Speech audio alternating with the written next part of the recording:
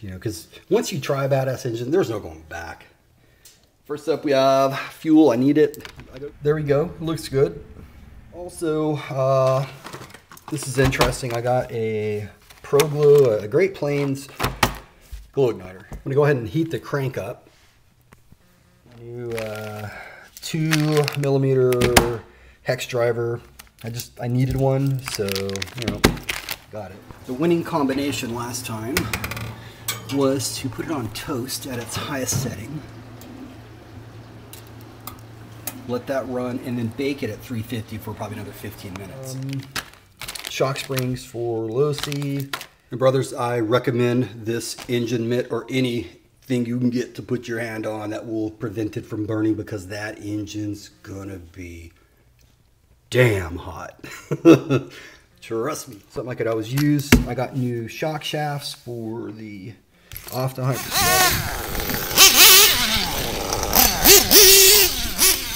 Guess what these parts are for.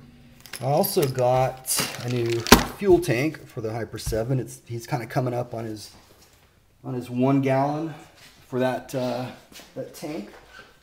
I also got. Here's one tip. I will soak my heatsink screws in brake cleaner before putting them back in. Just because you never know, there might be some dried thread lock, or maybe in the heads of the screws, some dried mud or something that would fall down inside of the engine when you're putting the screws back in. A DE Racing tank pull. Exhaust gaskets, they call it like a rebuild kit, and like it cleans out. I mean, it is.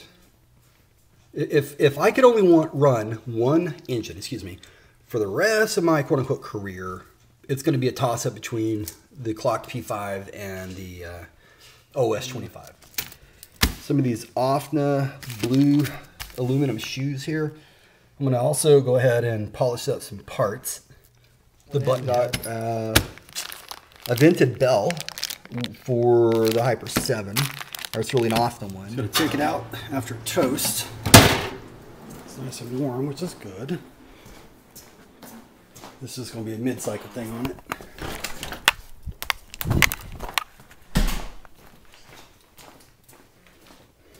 And then, of course, I'm not a big vented bell guy. I like to go old-fashioned normal bells. Tank, I got a new wing. Continuing on now, I got a Robotronics servo horn. Here in the freezer, we've got a bearing ready to go. All right, so that actually went in really easily. I didn't have to force it in too much, which is a good thing. Spur gears for my Savage. I got a 49 tooth and a 52 pinion for my Hyper 7. You rebuild your engine, and I'll pay attention. I'm very much considering sending it to Neil to have it modded, but I want to talk to him a little bit about it first. I'm sure he'll sell it on me, but still, I want to hear about it a little more in detail. And then finally, I've got some Magnum Force 2, which I hope it is. It looks kind of shady, to be honest with you. It's like I got it at this hobby shop, and I mean, look at, it's like they just got a label, printed it up, and wrapped it around. I mean, this better be the real deal. I don't want that Magnum Force 1. I don't want that Hot Shot. I mean, I want Magnum Force 2, and I'll be able to tell if it's it or not very quickly. Here we have a new diff house, diff case, whatever you want to call it, for the Hyper 7, as well as 2 new dog bones. I got a new diff set for the Savage.